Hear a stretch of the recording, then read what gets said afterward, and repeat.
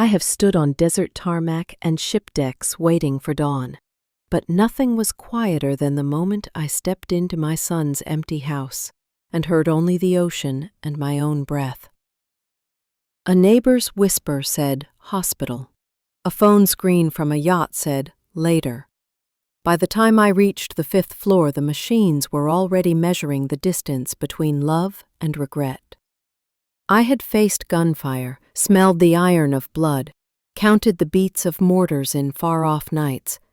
None of that taught me how to watch a child die in a white room made of light. My name is Valentina Cole, 61, United States Marine for nearly 4 decades.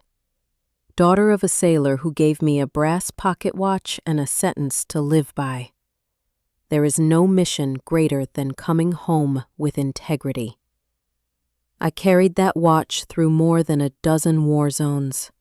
It ticked through briefings and long nights and letters that arrived late.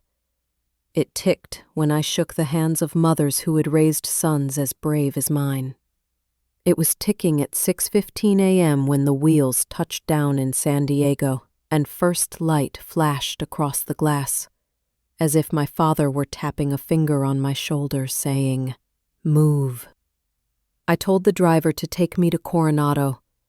The streets were still wet from an early mist, the palms lifting their leaves like flags, the houses quiet as prayer. Miguel's place sat behind a white fence and a crooked sign that had made him laugh on his wedding day. I expected a porch light and the quick thud of his feet. Instead, the mailbox bulged with flyers, the curtains were gray with dust, and the kitchen window showed a table littered with lipstick on a glass and a pizza box gone soft. Instinct does not raise its voice. It simply tightens the chest. Mrs. Harriet from next door approached with a watering can and the kind of face that tells the truth before the mouth does. She said Miguel had been taken to St. Raphael 2 weeks ago in the middle of the night, and that my daughter-in-law, Valeria, had been on a yacht yesterday and looked happy. I called, and she answered over music and wind. She said she was busy and would check later. The line clicked, and the world narrowed to the sound of my watch. Hospitals have the discipline of barracks and the smell of bleach and endings. I asked for Miguel at the front desk and rode to the 5th floor with my reflection in the elevator glass. A woman with gray at her temples and an old field jacket thrown across her shoulders, as if cloth could carry courage from one life into another. Room 512 was cracked open. I nudged it with my hand and the air tasted like metal. My son lay under a lattice of tubes. His hair was sparse. The bones of his wrists lifted the skin like thin shelves. There was a doctor with a long night in his eyes. He said the words that break mothers. Late stage. Metastasized. We are managing pain. If he had come sooner, there might have been a year. I sat. I placed my palm on his hand. The same hand I held when I taught him to swim, where the bay meets the sea. The same hand I grabbed when the undertow pulled him farther than he knew. His lips moved, and I bent so close I could hear my own breath bouncing back from the white bed rail. He said, "Mom and I love you," and the monitor drew a thin, unbroken line across a screen that has no mercy. They pushed me out when the code alarmed, and I stood behind the little window while they pressed on his chest and called his name and counted time in a room where time had already made its choice. When the door opened, the doctor removed his gloves with the quiet of someone who has done this too often. We did everything we could. I nodded because there was nothing else to do. I went back in and smoothed the hair at my boy's temple and spoke to the silence like it could carry a message. Rest now, Miguel. Your mother is home. Grief can roar. Mine did not. Mine cooled in an instant the way steel cools when it finds water. I walked down the hall and sat by a window that looked toward the harbor where gulls drifted like torn paper. The pocket watch ticked in my fist. I called again. The same music, the same voice. "He is gone," I said. There was a pause and then the words that changed me forever. I am busy. Talk later. The call ended and the screen dimmed and I saw my face on the black glass, older by years that had not passed yet. A soldier learns when to move. I stood. I collected my son's effects from the administrator, his wallet with a dried stain at the seam, his cracked phone, a silver watch with a scratched crystal. The bag rattled like a bad dream. Outside the doors, the light bounced off the glass and turned the world to bright water. I sat on a bench and opened the phone with the code I had known since the day he was born. The messages on his screen told a story no mother wants to read. Charges from a marina. A hotel suite that prided itself on views. A jewelry purchase we had never talked about. The dates lined up beside the days he lay alone. I opened my banking app. The words joint account appeared next to Miguel's name. I pressed freeze. The prompt asked if I was sure, and I pressed yes. The watch in my palm ticked like a metronome guiding me through a new drill. In 1 hour, my grief had become a mission, and for the first time since I stepped off the plane, I could breathe. Night had already fallen when I returned to the house on Ocean View Drive. The key in my hand felt heavier than any weapon I'd carried. The door opened to darkness and the stale scent of wine and dust. I flicked the light switch. A weak yellow glow revealed chaos.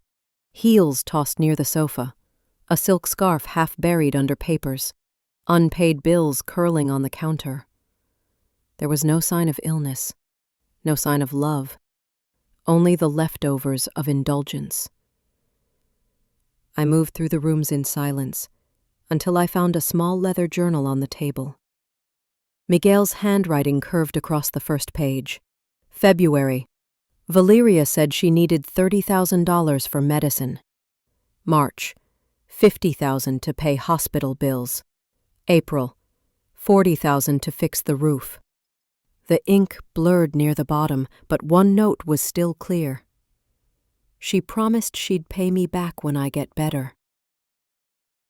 3 days later, he was in the ICU. I sank into a chair and let the ache pass through me like shrapnel. My son had believed in her until his last breath. Beside the journal lay a folder of receipts, yacht rentals, jewelry, hotel suites, every amount signed with her name, every payment date matching the weeks Miguel was dying. I took photos of each page, the light of my phone flashing like a camera on a battlefield, evidence, cold and clean. I found his old laptop under a stack of magazines. The password was his birthday. Inside were emails confirming her party bookings, a guest list, and payment authorizations made from his account. No hesitation, no care. Just a trail of transactions that looked more like confessions than numbers. When I closed the screen, I looked around the room and saw the life my son had built, turned into a crime scene of betrayal. A wedding photo lay face down, the glass cracked across her smile. On the back she'd written, "To my forever partner." I pressed my thumb against it until it bled. Then I packed the journal, the receipts, and the drive into my old military bag. I didn't weep. A Marine doesn't waste energy on what tears cannot fix. At dawn, I sat in a motel near the Coronado docks, a cup of black coffee trembling beside my laptop. I called Javier Ortega, an old friend from my Afghanistan days who now worked at the Defense Finance and Accounting Service. "Javier," I said, "I need a favor. A big one." He asked no questions, just listened as I told him everything. Miguel's death, the theft, the indifference. When I finished, he said quietly, "Tell me what to do." I sent him every file, every image, encrypted through the same channel we once used for classified transmissions. He typed for 10 minutes and then wrote back, "All accounts frozen. Status complete. Ortega." Minutes later, my phone rang. Valeria. I let it ring until the 5th time before answering. Her voice came sharp, brittle. "Are you insane? You froze everything. That's my money." I said nothing. She tried again, softer now. I panicked. "I just need money for hospital bills. Can we talk?" I finally spoke. "Ask your husband about hospital bills." Silence. "He doesn't need them anymore." And I ended the call. The watch ticked on my wrist, steady as a drumbeat. Justice had begun, not with a trial, but with a mother drawing her first line in the sand. By morning, I was at the downtown law office of Armando Ruiz, a prosecutor known for taking on financial abuse cases against family members. His office smelled of coffee and wet paper. I laid my files on the desk. He read in silence, eyes flicking from receipts to screenshots. "You have enough to charge her," he said. "Financial abuse, spousal fraud, misappropriation." He warned it would be a long, dirty fight. "She'll cry. She'll play the victim." I told him I wasn't after revenge. I wanted honor restored. Ruiz nodded, slid a form across the desk, and said, "Sign here. From this moment, you are executor of Miguel's estate. Everything she touched is under review." My hand didn't shake as the pen met paper. In that instant, I wasn't a grieving mother anymore. I was a soldier, reactivated for one final mission. The courthouse smelled faintly of rain and old wood when the first hearing began. I sat behind the plaintiff's table in my dark suit, hands folded, heart calm. Across the aisle, Valeria entered in a designer black dress, her hair softly curled, a perfect portrait of false grief. She lowered her lashes as cameras flashed, pretending to tremble under the weight of tragedy. Her lawyer, a young man with more confidence than conscience, stood beside her and whispered theatrically, "Stay composed." I wondered if he could smell the perfume of guilt on his client's sleeve. When the judge called order, Ruiz rose, voice steady and deliberate. "Your Honor, this case concerns the financial abuse of the late Miguel Cole by his wife, the defendant." He connected his laptop to the projector, and the courtroom lights dimmed. "Exhibit 1, he said. The first slide appeared, bank statements. In the final 3 weeks of Mr. Cole's life, nearly $450,000 was withdrawn from joint accounts for yacht rentals, jewelry, and luxury hotels, all executed by the defendant. Murmurs swept through the room. The second slide showed photos from social media. Valeria laughing on a yacht, holding wine under the caption, "Freedom feels good." Ruiz's voice didn't waver. This photo was posted the same day Miguel Cole was admitted to the ICU. The judge's expression chilled. Valeria looked down, lips pressed into a trembling smile that fooled no one. Ruiz continued.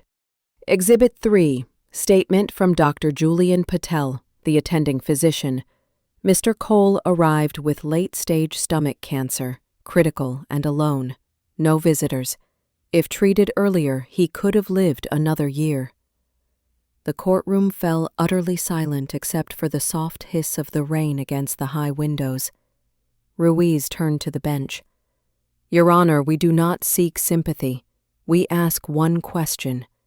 While her husband was dying, why was the defendant spending his money celebrating at sea? The defense rose, protesting. Emotional conjecture. The funds were marital property, her right to use as she wished. Ruiz shot back. Rights end where decency begins. The judge tapped the gavel sharply. Order! Then she looked at me. Mrs. Cole, would you like to speak? I stood slowly, feeling every gaze turn. My voice came out low, steady, stripped of everything except truth. I spent 40 years serving this country. I've seen men die with honor and enemies die with shame. But no one deserves to die alone while the person they love dances with champagne in hand. I'm not here for revenge. I'm here so that my son's name is not buried under her lies. The judge nodded and called the next witness. Dr. Patel walked to the stand, white coat crisp, eyes heavy with memory. Mr. Miguel Cole was lucid when admitted, he said. He asked for his wife. When I asked who to contact, he said, she's busy. No one came. No one signed consent for procedures. He passed without family present. A collective shiver passed through the room. Even the defense lawyer lowered his gaze. Ruiz stepped forward, voice quieter now, but sharper. No further questions. When the judge spoke again, Her words carried the finality of stone.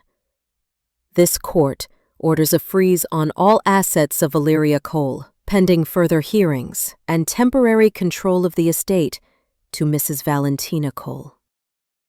Her gavel struck 3 times. Each hit a heartbeat of justice. Valeria's composure cracked. "You can't steal my life from me!" she screamed. Officers moved to restrain her as sobs turned into curses. I remained seated, hands folded, expression still. The war was far from over, but this battle was won. Outside, the sky had cleared into a pale blue ribbon over the Pacific. Ruiz stood beside me on the courthouse steps. "You did well," he said quietly. "You didn't let anger lead." I looked out at the ocean, the horizon glittering like the edge of a blade. "Anger wins battles," I told him. "Honor wins wars." He nodded once, the corners of his mouth tightening with respect. That evening I went home, unlocked the quiet house, and laid Miguel's photo on the kitchen table beside his watch. The ticking filled the silence. I whispered, "We took the first step, son." The sea answered with its endless breath. 3 weeks after the hearing, the sea along Coronado turned calm again. I walked the shoreline each morning, the salt air cool on my face, thinking of how quickly storms could pass once you stood your ground. Ruiz kept me informed. The investigation was advancing. Every invoice and transfer sealed in evidence. Still, the victory felt hollow. Miguel's laughter was gone from this world, replaced by the steady tick of my father's pocket watch on my bedside table. One evening, as I reviewed foundation documents Ruiz had drafted for me, a thought returned. The promise I'd made at Miguel's grave, to turn my pain into something that helped others. I signed the papers that night. The Miguel Foundation for Low-Income Cancer Patients began with 1 desk, a stack of forms, and my own savings. The first week we funded medicine for 12 patients at St. Raphael. Every room I visited smelled of antiseptic and quiet courage.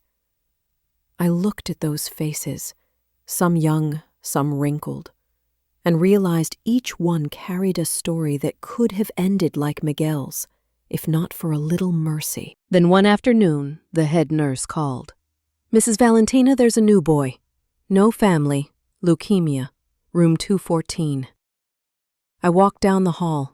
Behind the green curtain lay a small child with skin pale as milk and eyes far too big for his face. "Hi," I said softly. "I'm Valentina." He whispered, "Ma'am, do I have to stay here all by myself forever?" I sat beside him and took his tiny hand. "No, sweetheart. From now on, you'll never be alone." His name was Diego Morales, 8 years old, orphaned in a car crash. I covered his treatment, brought comic books and colored pencils. Each time I came, he smiled shyly and said, "I feel better today, ma'am." Weeks passed. The hospital no longer smelled only of sorrow. It smelled of crayons and laughter. Diego began calling me Grandma one night after drifting to sleep with his hand in mine. He drew pictures of us under a big sun, the words scrawled beneath. "No one gets left alone." I hung that picture above my desk at the Foundation's office. Sometimes I'd look at it and hear Miguel's voice. "Mom, I'm proud of you." Months later, Diego was declared in remission. When he came home with me to the little house by the water, the place that once held grief filled with color again. We painted the walls ocean blue, the way Miguel loved. Diego's teddy bear now sat beside Miguel's framed photo. 2 lives meeting quietly on one shelf. I cooked tacos every Sunday, his favorite just as it had been my son's.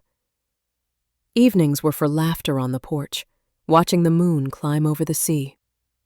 "Grandma," he'd whisper, "the waves sound like a lullaby."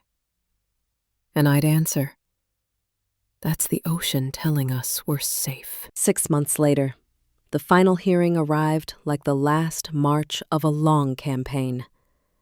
Reporters clustered on the courthouse steps, cameras glinting under the pale San Diego sun. I wore my Marine Service medal on my lapel, not as decoration, but as armor. Ruiz walked beside me, carrying the thick case file that had become the map of our battle. "This is it," he said. "After today, she won't have anywhere left to run." I nodded once, the motion of a soldier who understands orders without needing them spoken twice. Inside, the courtroom was packed.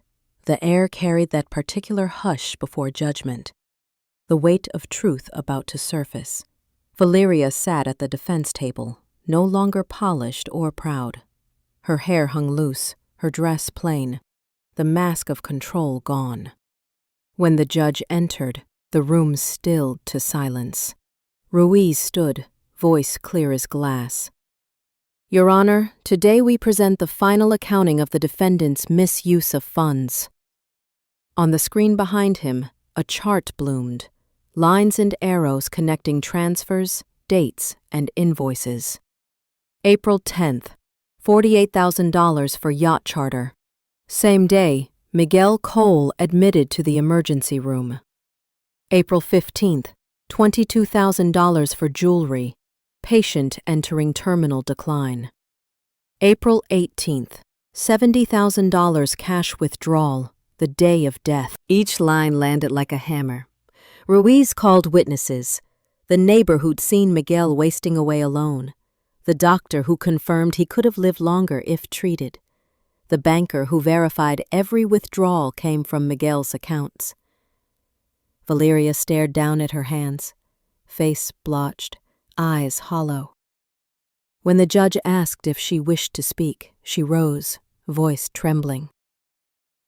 "I loved my husband," she said, "but I couldn't watch him die.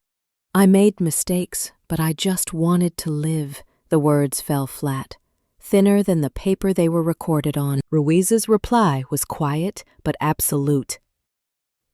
"Wanting to live does not mean killing someone's dignity on the way." He turned to the judge. "We ask the court to finalize seizure of all assets obtained through exploitation and to grant permanent control to the Miguel Foundation under Mrs. Cole's management." The gavel struck 3 times, hard and final. "The court so orders," the judge declared. "All property, accounts, and investments of the defendant are hereby transferred to the estate of Miguel Cole to be administered by Mrs. Valentina Cole. The defendant is permanently barred from access." Valeria broke. "You can't do this," she screamed as officers approached. "I just wanted a better life." They led her away, her voice fading into sobs that echoed off marble. I didn't watch her go. I looked at Ruiz. He gave a small nod. Justice, complete. Outside, the light was so bright it stung my eyes. The ocean wind whipped my hair as I stood at the top of the steps, touching the metal on my chest. For the first time since coming home, I felt peace instead of purpose. "Son," I whispered. "I kept my word. Your name stands clean again." That evening, back at the little blue house, Diego ran into my arms, waving his newest drawing. 2 people holding hands beside the sea, with the words, "Be brave," written in bright yellow. He pointed at the smaller figure. "That's me." "And that's you, Grandma." I smiled and kissed his forehead. "Yes, sweetheart, that's us. Always." Now every morning, as the tide rolls in and sunlight floods through the windows, I brew coffee and listen to Diego's laughter echo through the rooms that once knew only silence. On the wall hang 2 photographs, Miguel in uniform, Diego with his kite, both facing the sea. Between them sits the pocket watch that has ticked through every battle of my life. Its engraving reads, "For those who always come home." I understand it now. Coming home isn't about crossing oceans or surviving wars. It's about finding the courage to love again after everything is lost. Justice gave me closure, but kindness gave me peace. If this story has touched your heart, please like, share, subscribe, and tell me in the comments where you're watching from. Every story of courage deserves to be heard, and every light deserves to be passed on.